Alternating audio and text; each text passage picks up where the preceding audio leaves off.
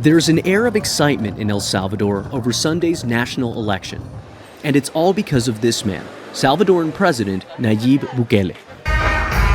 He's the self-described world's coolest dictator who, in 5 short years, has managed to transform El Salvador from one of the most dangerous places in the world into arguably the safest country in Latin America.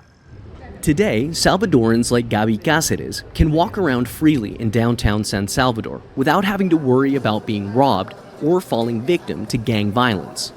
I think the majority of everybody would agree it's the security. To be honest, it's not something that I would come to the center of downtown El Salvador. I think that's one of the things that we're really happy about, which is the security. Of course, it has taken some hard measurements to do it. Those hard measures Gaby refers to include the so-called state of exception, which has been used to justify an indefinite suspension of constitutional rights and carry out a nationwide crackdown on gangs.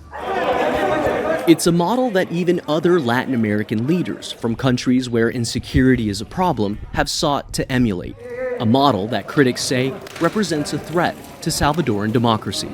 The so-called Bukele model is nothing more than breaking with the democratic system, breaking with constitutions, breaking with fundamental rights, breaking with the international community, with the basic principles of coexistence among countries.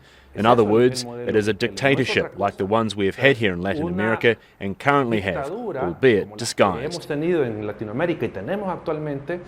The argument from human rights and civil liberties experts is that Bukele's popularity is largely driven by a willingness from Salvadorans to sacrifice the country's democratic values in the long term for the sake of living in peace now.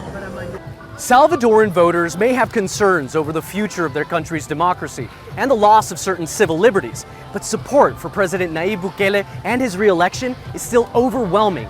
With the presidential election just around the corner, Nayib Bukele is all but sure to win. But as the accusations against his government continue to mount, the question is how much longer this overwhelming popularity can endure. Manuel, Rapalo, Al Jazeera, San Salvador. Make sure to subscribe to our channel to get the latest news from Al Jazeera.